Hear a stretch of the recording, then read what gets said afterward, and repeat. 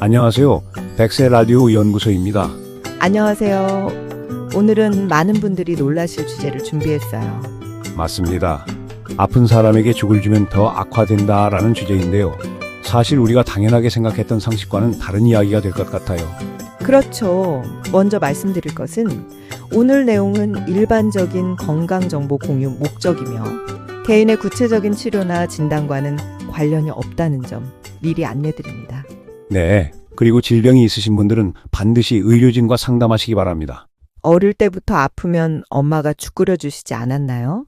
맞아요. 그런데 최근 여러 연구들을 보면 이런 우리의 상식이 꼭 맞는 건 아닐 수도 있다는 이야기들이 나오고 있어요. 특히 흥미로운 연구가 있어요. 2016년 커런트 다이어비티스 리포츠에 발표된 연구인데 침 속의 아밀라아제 효소와 관련된 내용이에요. 아밀라아제요? 그게 뭔가요? 침에 들어있는 소화효소예요. 탄수화물을 분해하는 역할을 하죠. 그런데 죽처럼 이미 분해된 형태의 음식을 계속 먹으면 이 효소의 활동이 줄어든다는 연구 결과가 나왔어요. 아, 그럼 사용하지 않으면 잃는다는 원리네요? 정확합니다. 2022년 사이어티픽 리포트에 발표된 동물 연구를 보면 장기간 가루 형태의 음식만 섭취한 쥐들에게서 소화기 기능 저하가 나타났다고 보고했어요. 침이 아밀라아제도 그런 영향을 받나요? 네. 2024년 프런티어스인 엔도크리놀로지 저널에 실린 연구를 보면 씹는 행위 자체가 아밀라아제 분비를 촉진한다고 나와 있어요. 죽처럼 씹을 필요가 없는 음식만 계속 먹으면 침샘 기능도 떨어질 수 있다는 거죠. 그럼 침도 덜 나오고 소화효소도 덜 나온다는 말씀이신가요? 그렇죠. 게다가 치매 아밀라아제는 단순히 소화만 돕는 게 아니에요.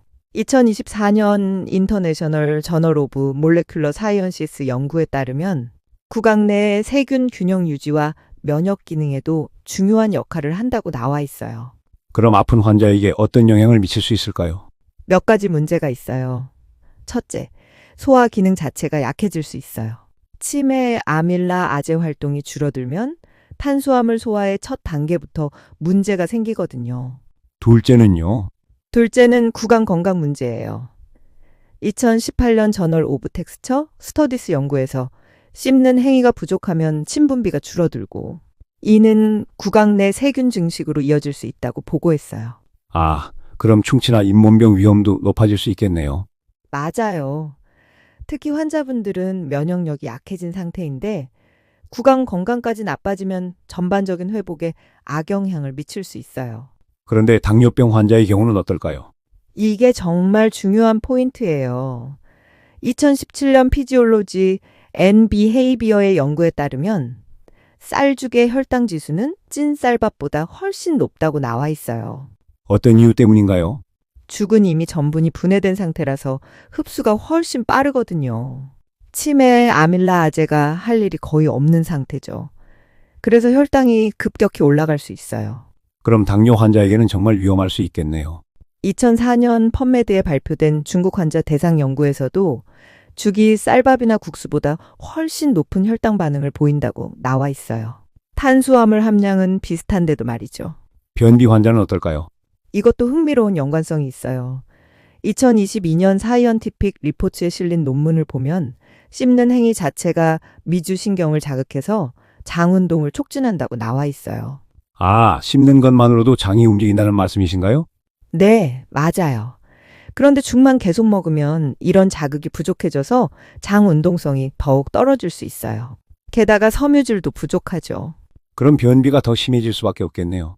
실제로 이 연구에서 가루 형태 음식만 먹인 쥐들에게서 변비 같은 증상이 나타났다고 보고했어요.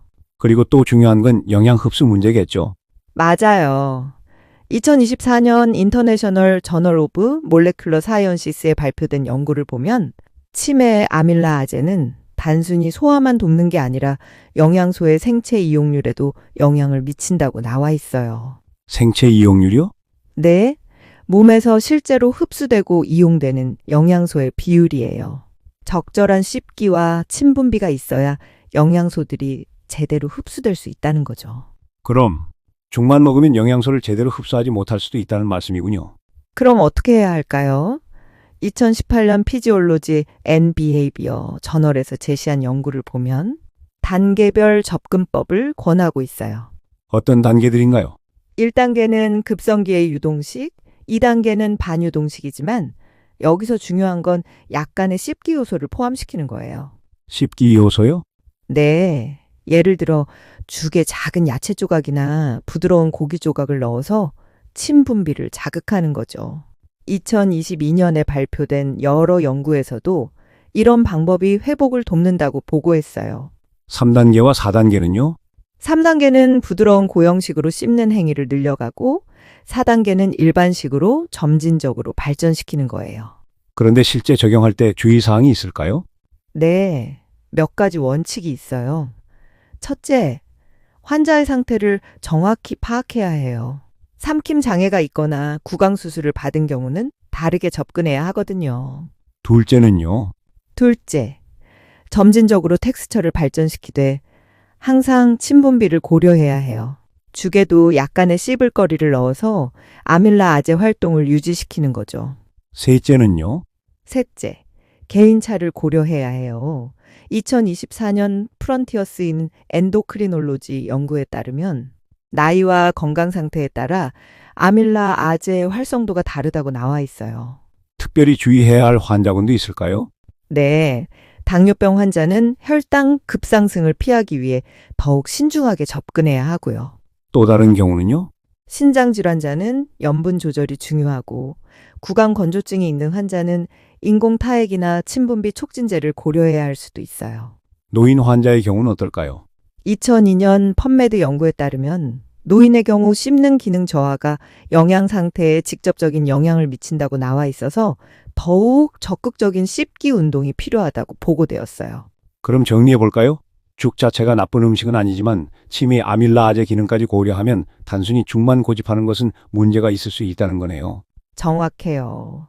소화는 입에서부터 시작되는데 씹기와 침 분비를 무시하고 접근하면 오히려 회복을 방해할 수 있다는 거죠. 특히 당뇨, 변비, 구강 건강 등 여러 측면에서 부작용이 있을 수 있고요. 네.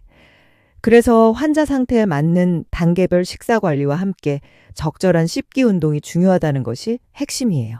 그리고 가장 중요한 건 이런 정보들도 참고 사항일 뿐이고 실제 환자 케어는 의료진과 상담해서 결정해야 한다는 점이죠. 오늘 방송은 어떠셨나요? 침 속의 작은 효소 하나가 우리 건강에 이렇게 큰 영향을 미친다는 게 신기하지 않나요? 정말 그래요. 우리 몸의 정교함을 새삼 느끼게 되네요. 지금까지 백세라디오 연구소였고요. 구독, 좋아요, 알림 설정 부탁드립니다. 다음 시간에 또 뵙겠습니다. 감사합니다.